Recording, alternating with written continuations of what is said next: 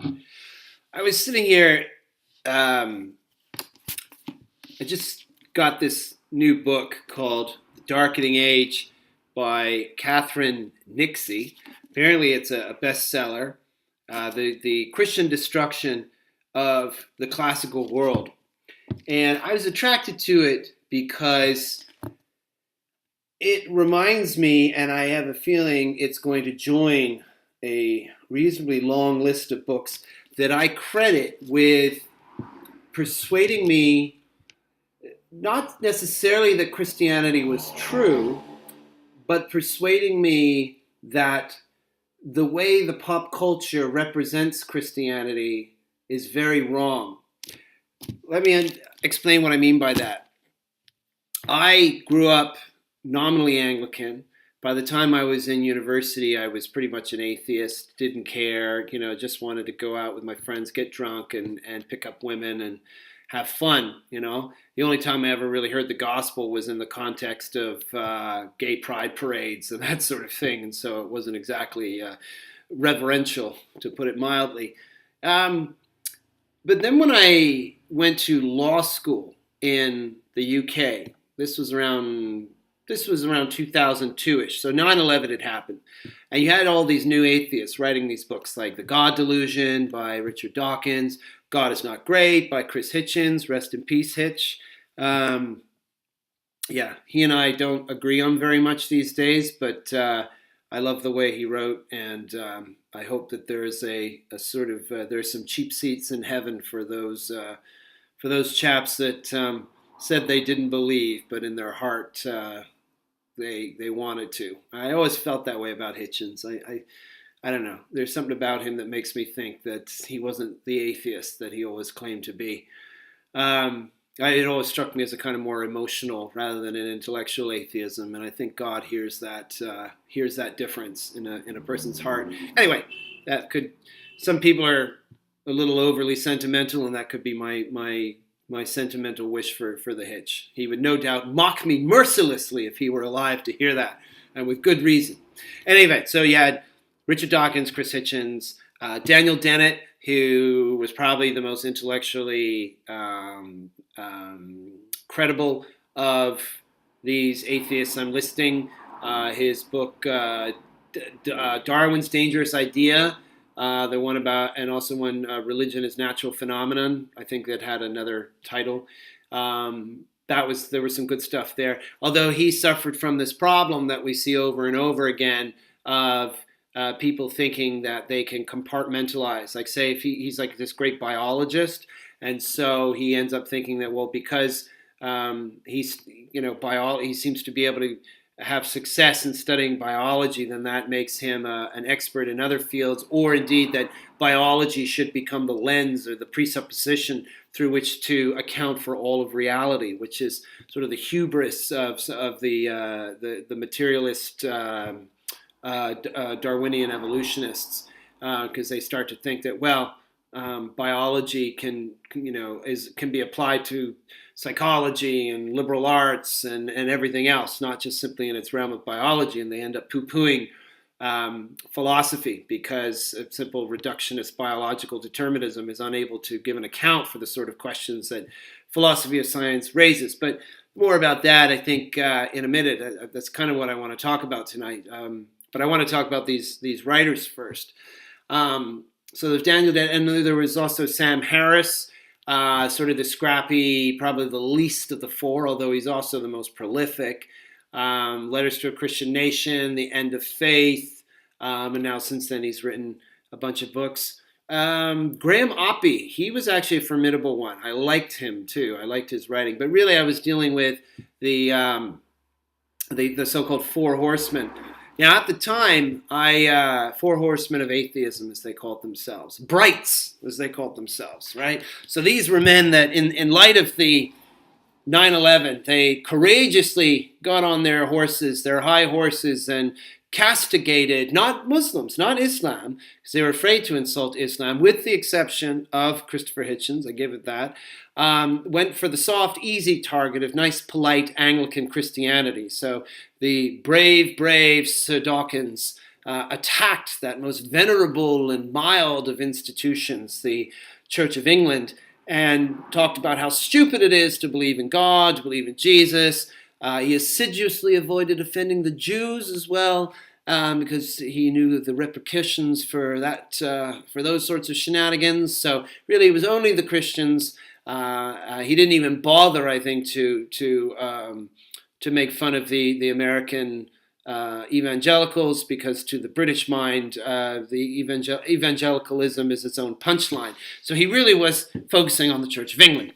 And so he was going on writing these books, The God Delusion, and there was also The Devil's Chaplain. I remember reading that.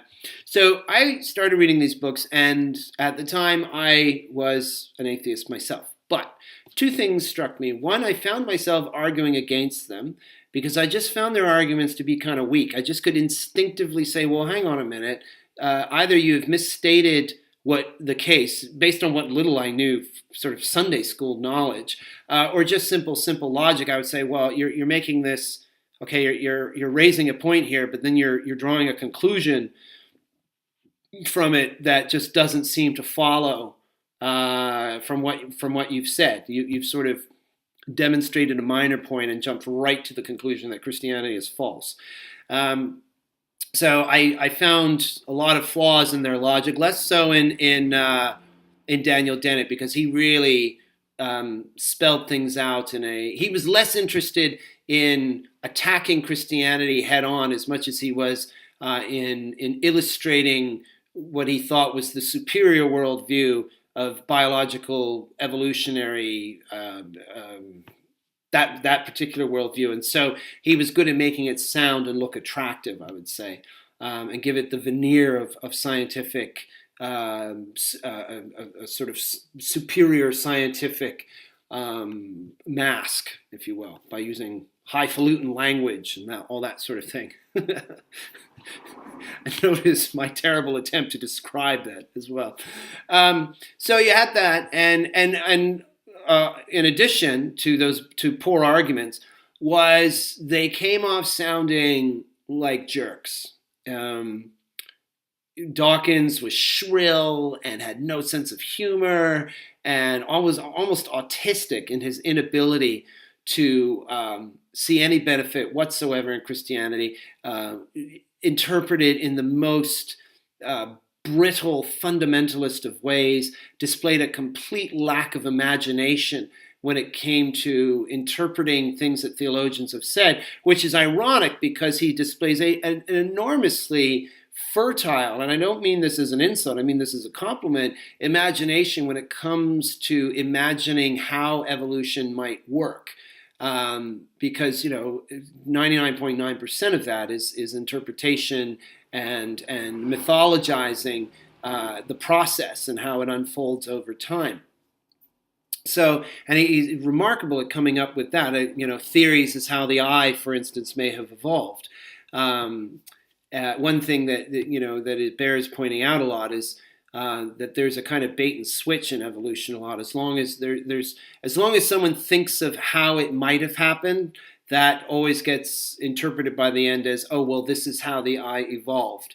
Because the assumption is that naturalism is true, so if you can imagine it and it's at least logically possible, then that is the way it happened, because any hypothesis is superior to the one that it was somehow created by design. That is the one hypothesis that is not allowed, which is unfortunate, because there's a great deal of difference between saying God pointed at something and went poof, and there being a design in place. But, be that as it may. So they sounded like jerks. So I found myself reading works by some other Christian apologists in response. Alistair McGrath, he wrote a book. He's sort of a venerable, very polite, high Anglican whose personal theology is he wears it quite lightly, believes in a kind of theistic evolution, doesn't seem to take very seriously what are the insuperable problems with theistic evolution. It clearly does violence to both Darwinian evolution and to Orthodox Christian theology. Neither side really can be sort of satisfied by this by this smushing together of two, what I would say are completely incompatible ideas. But it's satisfactory only in the university as a kind of way forward. It comes at the cost of both good science and good theology. But in any event, that is where we stand. But he at least managed to undermine atheism, the strong form of atheism that Dawkins was advocating.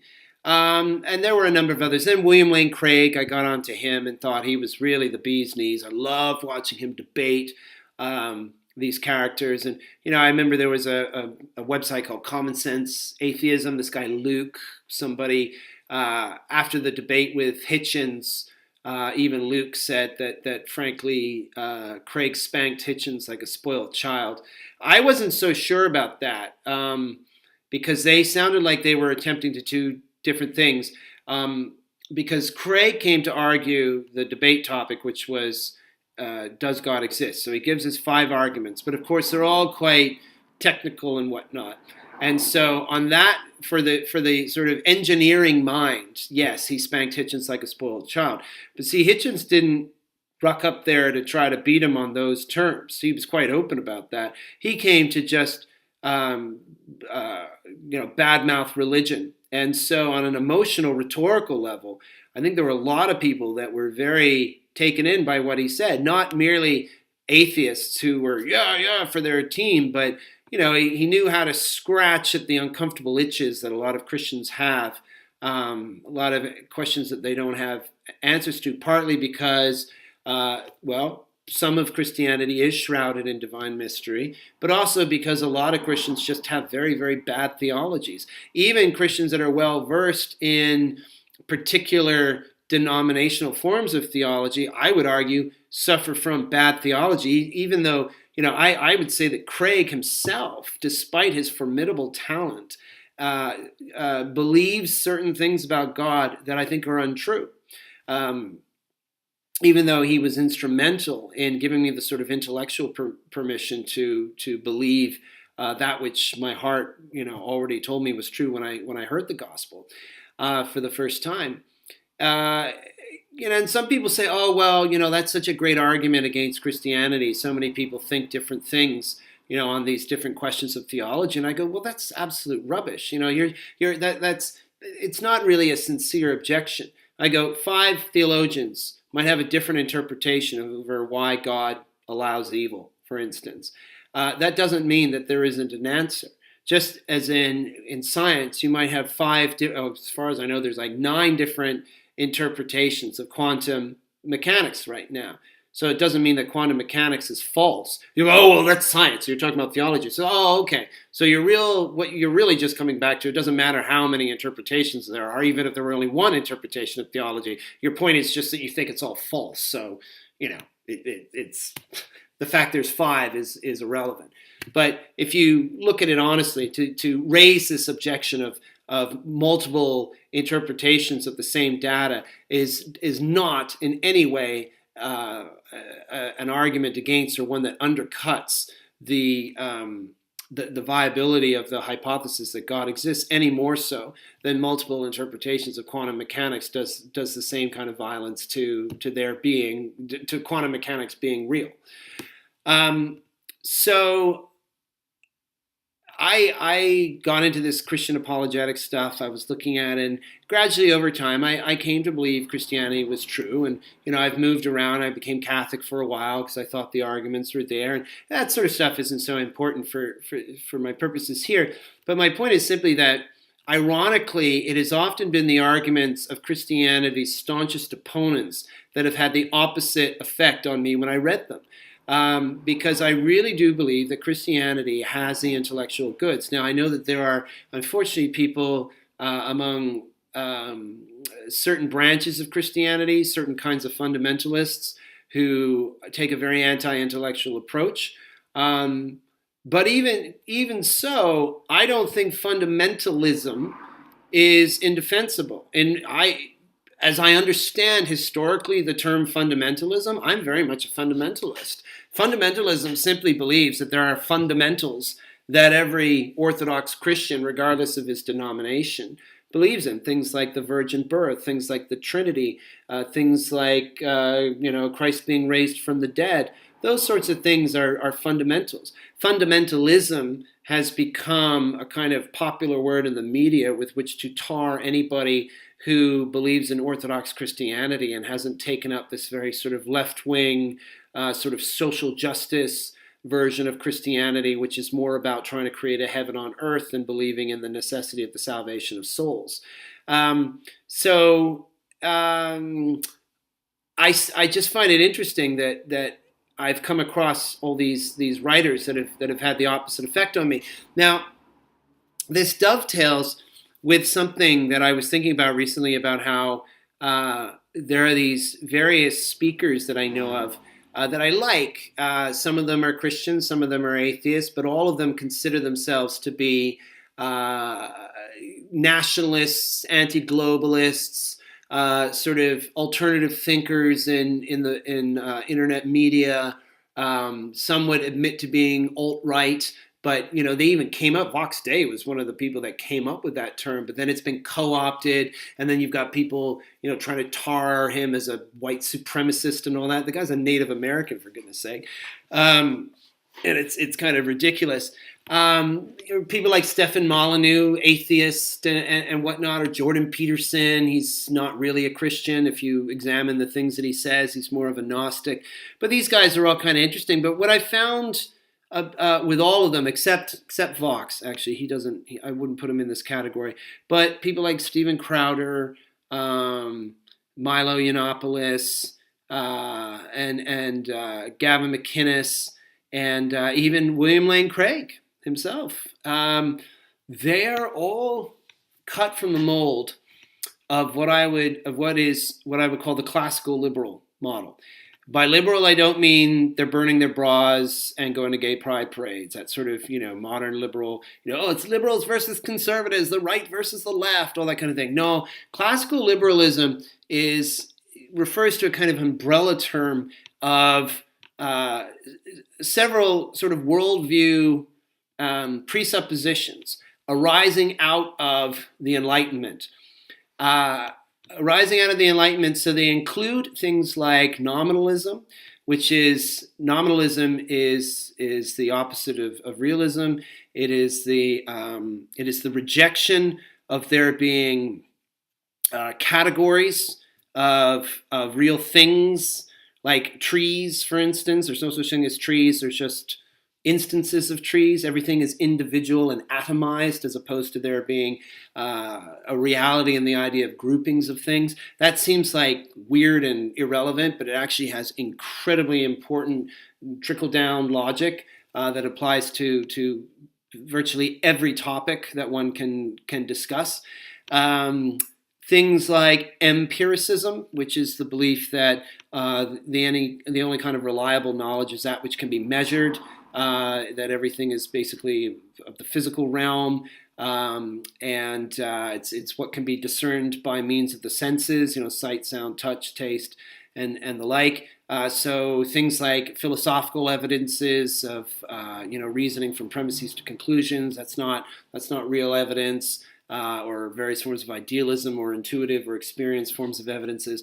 Everything must be empirical in nature, used by use of the scientific method, and also so the Enlightenment claims to be grounded in science, and I'm saying, well, I'm kind of against the Enlightenment way of thinking, but be very careful here to assert that we're not against science. We're against scientism, which is the belief that empiricism, nominalism, whatnot, the collection of this means that only science can give us true knowledge. And all other forms of knowledge are suspect and are ultimately subjective, and all should bow the knee toward a science. But here's the thing. Scientism does not emerge out of doing science. Aristotle was doing science, was using the scientific method 2,500 years ago. And he did not have this classical liberal mindset. The classical liberal mindset of nominalism, empiricism, and whatnot comes out of Hermeticism, which is an ancient Babylonian system that was taken up by the Rosicrucians, that was taken up by the Illuminati, that was taken up by the Freemasons, and these various secret societies and orders that came out of the Enlightenment period. And lest this sound like conspiracy mongering, no, you can read about these things. It was a lady named Dame Frances Yates. She wrote a book called Rosicrucian Enlightenment, much feted, very famous book, all about this. You've got Michael Hoffman's The Occult Renaissance Church of Rome. A lot has been written about this. A lot has been written. Darwinism itself emerged out of this Hermetic, esoteric tradition. It's not pure science, and yet it is. We have spent the last 400 years being fed this propaganda that all good knowledge comes out of the Enlightenment, that the Enlightenment is responsible for all of the advancement, that we emerged out of a dark age, that was the Middle Ages and the medieval periods, when in fact, huge numbers of inventions and technological and scientific advances were being made during that time. What happened is that in the period of the Enlightenment, you had the rise and ascendancy, the replacement of traditional philosophy that was never refuted. It was just abandoned in favor of these Hermetic presuppositional forms of knowledge gathering. There was it's hard to say why it gained ascendancy at that point. That is a more subtle question. It has to do with wars and economics, and it's beyond the scope of this video. I can simply pinpoint the Enlightenment period is when it actually occurred. And what's interesting about this is we're finding now that we'll hear scientists like Stephen Hawking said philosophy is dead, which is a philosophical position of its own because he's a dogmatic materialist, reductionist, naturalist. Neil deGrasse Tyson makes fun of philosophy, says that it's useless. He actually got roundly mocked by even atheist philosophers for making such a stupid statement. But the reason why they're saying that is because they are dogmatic adherents of scientism, which is this Hermetic philosophy. And scientism is unable to account for metaphysical questions. See, philosophers of science, they often have a hard time discussing things with people who actually practice the hard sciences because they don't ask the same questions. The people who practice science and people like engineers and whatnot, they tend to rely on a lot of things. They rely upon the laws of logic being reliable. They rely upon numbers conveying real information. They rely upon the presuppose the orderliness and repeatability of data of experiments, and never sort of question why that is, or question any of those presuppositions. They just assume them all to be true without ever looking at the whys and wherefores of how they justify these starting points. They just take them and use them, which results, of course, in a lot of advancements. But here's the thing: you can have a faulty worldview, which scientism is, and yet make it advancements because they're just simply relying on a faulty worldview, which is unable to account for the presuppositions that they rely upon to make those advances, right? So, they're which is fine, that they get away with making these advancements by having a faulty worldview. What opens the door to criticism is that when they turn around and they say, well, that the worldview that can account for all of those unacknowledged presuppositions that are used by the scientism advocates today is derided as being old-fashioned and out of date and useless, as Hawking would say. So it's funny because all of the history of the last sort of 400 years of philosophy, of these Hermetic principles and the ascendancy of scientism as a worldview and not simply a scientific method, which goes all the way back to Aristotle, has really culminated in the 20th century. Also, it seems to have been geared toward the establishment of the kind of banking elite that now rules the world. Huxley wrote about this. Just read Tragedy and Hope by Carol Quigley. It all began with changing how society views reality, and people have thought in centuries about how to go about this. The conspiratorial view of the world. That word conspiracy has such a negative connotation because they think, well, it's just about like whether we landed on the moon or something like that. But no, you have to realize that there are movements in thought that take generations to be both conceived, put in place, influence the culture, trickle down, and we've seen a sort of 500 plan um, in place that came to fruition in the 20th century, and then the 21st century. It's sort of a mopping up of any leftover resistance on the way to what has been was envisioned as a technocracy, where the elites rule the world through scientific and technical mastery of the world, and that human beings, the vast majority of human beings, are under the thumb of these elites. Again, that sounds like conspiracy, but if you look out at the world, that is what we have going on right now. Of course, there's so much more to talk about. I'm just giving the broad strokes. But again, to get back then to this book, The Darkening Age. The Darkening Age is I've just, been going through it, and it is a fantastic example. I mean, this book has been written like 25 times in different generations, just repeating the sort of propaganda idea that Christianity brought about dark ages and a lack of progress, and it destroyed the classical world, and that it was only by casting it off that things got better. Now, all books have kernels of truth in them, so what she'll do is she'll point to the fact that the Christians would knock down pagan temples and replace them with Christian ones and all that. I go, look, the history of humanity is marked by conquest. I mean, she's complaining about the conquest of the classical world. I'm sorry, but her precious Greeks and Vikings and Anglo and pagan Saxons, they went around conquering all the time, all right? She's now complaining about the people that won overall and saying, oh, look at them, they're terrible. I mean, come on. I mean, Vikings, for goodness sake, the Spartans, everybody was doing it. Christianity, you got to remember this. Christianity, European nations take things like slavery, okay? Oh, slavery is the big bugaboo. Oh, Christianity allowed for slavery. I'm sorry, but you know what?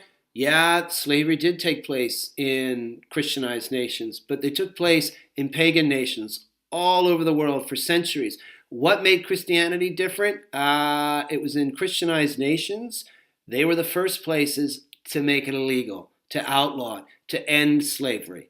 All right? It wasn't some great pagan freedom fighter that ended slavery. It was Christians. It was William Wilberforce. It was the Christians that were gathering up the discarded babies that were girls, say, that were thrown into the wilderness, or disfigured babies, or ill babies, weak babies that were thrown out, and picking them up and created the first orphanages. It was Christians who created hospitals on the belief that everybody, no matter what their status was, whether they were one of the elites or if they were a slave, they all were entitled to care. So they created hospitals where everybody went, irrespective of who they were or where they came from. It was Christians that believed in the concept that truth could be sought in the world, because pagans believed that nature was essentially chaotic once you scratch the surface. So it was not conducive to long-term investment into studying knowledge, with some notable exceptions, people like Aristotle, who we would say has an unbaptized Christian mind, but was certainly